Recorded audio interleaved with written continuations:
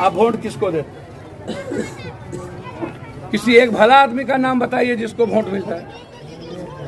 या तो यादव, या तो राजपूत, या तो भूमिहार, या तो बाभन, या तो पासवान, या तो राम, या तो चमार, या तो कोयरी, या तो निषाद, या तो मला, या तो कुशवाहा, या तो हिंदू, या तो मियाँ, या तो 500 रुपया, या तो 1000 रुपया, या तो दही चूड़ा, या तो मुर्गा भात। ये चोर लोग यहाँ आकर के चले जाते हैं और कहता है आत्महत्या है।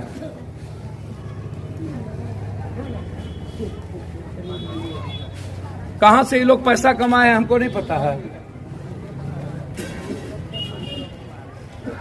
नेता से बड़ा लुटेरा, नेता से बड़ा दरिंदा कोई नहीं होता। ये लोग कभी इंसान की बात इस कंट्री में नहीं किया। इंसान की पूजा ही नहीं देश की। मुर्दा लक्ष्मी की पूजा होगी, दुर्गा की पूजा होगी, काली का पूजा होगा, लेकिन 3 बेटी लक्ष्मी, दुर्गा, काली तीनों मर गया, उसको कोई नहीं बचा। हम हर दिन बलात्कार की घटना में जाते हैं। कल हम वैसे बलात्कार की घटना में गए जहां दबंगों ने बलात्कार करके एक दलित, हमने आज तक जितने बलात्कार हुए सब के सब दलित की बेटी और गरीब की बेटी। पप्पू यादव की बेटी, किसी नेता की बेटी, किसी माफियाओं की बेटी, किसी पदाधिकारी की बेटी का बलात्कार क्यों नहीं होता? सिर्फ दलित और गरीब की बेटी का ही बलात्कार क्यों होता?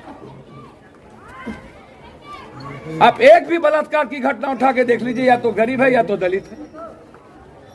उठा के देख लीजिए। आप उठाइए, आज नेट पर जाइए और खोजिए कि 3 महीने के अंदर बिहार में कितने बलात्कार हुए हैं, उसका नाम देख लीजिए। मतलब बलात्कार भी सेंसेबल कि हम बलात्कार वहां करें जहां पर या तो केस रफा दफा हो जाए, या गांव में पप्पू यादव का बाप बोले बाबू छोड़ दो ना, चुपचाप रहना, बेटी के बिहार कर लिया, 2 लाख ले लो, कथी बात ना बनने के बराबर दाब का बात की, बेटी के बिहार कर लिया तो बदनामी हो जाए। समाज के लोग तो यही कहते हैं, हमारे बाप दादा। वहां न्याय नहीं है। भारत बांग्लादेश और श्रीलंका से भी ज्यादा भूखमरी के कगार पर 87 करोड़ लोग 5 किलो चावल और 10 किलो आटा पर जिंदा है इस भारत में। या तो आप बटेदार हैं, या तो दहियारी मजदूर हैं, या तो बंधुआ मजदूर हैं, या तो खेतिहर किसान हैं, या तो सीमांत किसान हैं। हमको 9000 बीघा जमीन, 100 बीघा भी बचा होगा कि नहीं हमको नहीं पता। हमने अपने बाप माँ से नहीं पूछा। कोरोना में कश्मीर से कन्याकुमारी कोई घर नहीं था जहां हम ना गए हो। 34 करोड़ रुपया भारत के हर गरीब के घर में पहुंचाने का और उसको लाने का। जब हम जा रहे थे कोटा ट्रेन लेकर के, बच्चों को लाने के लिए 2 बच्चे बिहार के आत्महत्या कर लिए, और उस लाश को छूने वाला कोई नहीं था। हमें लेकर के बाहर रोड आना पड़ा। हम ट्रेन छोड़ दिए सारे बच्चों को चढ़ाकर, अकेला दोनों लाश को लेकर। बिहार में 800 लाश अकेला रात रात भर जलाए, किसी के माँ बाप नहीं था। हमको तो नहीं हुआ कोरोना।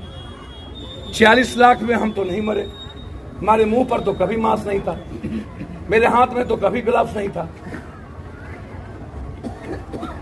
किसी नेताओं ने तो ट्वीट तक नहीं किया, किसी सोसाइटी ने ट्वीट तक नहीं किया। आप किसको मदद करते हैं? वोट किसकी खरीदी जाती है? एमएलसी कौन बनेगा? जो सबसे बड़ा पैसा वाला है। एमएलए कौन बनेगा? जो सबसे बड़ा ठेकेदार है, सबसे बड़ा पहाड़ माफिया है, बालू माफिया है। हम बोले बालू के चलते डेली 19 मर्डर होता है। सब मस्त है। दोनों दल के नेताओं का और डीएसपी इंस्पेक्टर का सारा पैसा बालू में लगा हुआ। सर, ये सोसाइटी क्यों नहीं उगती है? क्यों इन माफियाओं के हाथ में है? क्यों अच्छे लोग नहीं बनते हैं? कब तक 20-20, 30-30 साल रखिएगा इन लोगों को? कब तक सिर्फ दही चूड़ा खाइएगा या भात दाल खाइएगा? क्यों स्वाद नहीं बदलता बिहार के लोगों का? क्यों गरीबी से जिंदगी जीते हैं? कब तक बाप के बाद दादा के बाद बाप, बाप के बाद बेटा, बेटा के बाद पोता? कब तक गरीब? कब तक जेब में आपके 100 रुपया 200 रुपया नहीं होंगे? भगवान ने आपको गरीब नहीं बनाया है, सिस्टम ने बनाया है। भगवान ने आपको मिडिल क्लास नहीं बनाया है, सिस्टम ने बनाया है। गलत कहता है कोई कि भाग और भगवान किस्मत ने बनाया है। हम नहीं मानते। जापान क्यों नहीं, न्यूजीलैंड क्यों नहीं, लंदन क्यों नहीं, यूरोप क्यों नहीं, इस्लामिक कंट्री क्यों नहीं, दुबई क्यों नहीं, चाइना क्यों नहीं, वियतनाम क्यों नहीं? उसके लिए भगवान नहीं है, उसके लिए किस्मत नहीं है। सारा भगवान और किस्मत भाग सिर्फ भारत के लोगों के लिए, गरीब लोगों के लिए। बस हमको लूटने की आदत है। 10 करोड़ का दे के टिकट लेंगे, 10 करोड़ आपके बीच बांट करके एमएलए बनेंगे। फिर हम 40 करोड़ कमाएंगे, तब तो आपकी सुनेंगे। सीओ का पोस्टिंग कौन करता है? बीडीओ का पोस्टिंग कौन करता है? थानेदार का पोस्टिंग कौन करता है 10 लाख में? जब तक वो 30 लाख कमाएगा तब तो सस्पेंड होगा। नेता लाता है ना। आप खाली सीओ बीडीओ को क्यों गरियाते हैं? मैं आपको आश्वस्त करता हूं, जिनका नाम ये लोग लिए हैं, मरते दम तक उस पर एफआईआर होगा। पप्पू यादव के आने के बाद इसके बच्चे को मैं अनाथ नहीं रहने दूंगा। मैं गोद लिया हूं। ये जिस रूप से व्यापार करना चाहेगा, मैं मदद करके जा रहा हूं, उस रूप से मैं इनकी मदद करूंगा और बेटे की तरह मदद करूंगा। इससे कोई कमी नहीं होगी। लड़ाई में लड़ाई बिल्कुल साफ है। अभी हमको भैया अभी हमको सिवान जाना है, जहां 3 लोग, 2 बेटी 1 बाप आत्महत्या कर लिया। सिर्फ खाने के लिए पैसे नहीं थे।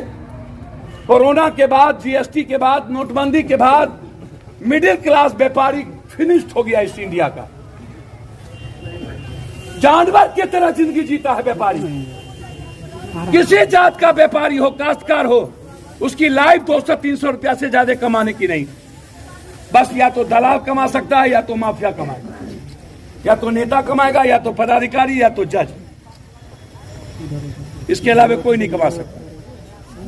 या तो पदाधिकारी, या तो नेता, या तो दलाल, या माफिया, या जज। इसके अलावा 90% लोग अब कमा नहीं सकते हैं। बस अपनी बहन का तन ढक ले, अपने भाई को कपड़ा ला के दे दे, माँ की दवाई ले आए, बाप का सहारा बन जाए। इसके अलावा बिहार और इंडिया की स्थिति नहीं बची। बचा आप ही लोग सकते हैं। सोचिएगा, हम आए हैं, हमको जितनी औकात और क्षमता होगी हम लगाएंगे इस परिवार के लिए। जिन लोगों ने टॉर्चर किया है, हम पप्पू यादव हैं, गलतफहमी के शिकार वो लोग ना रहे।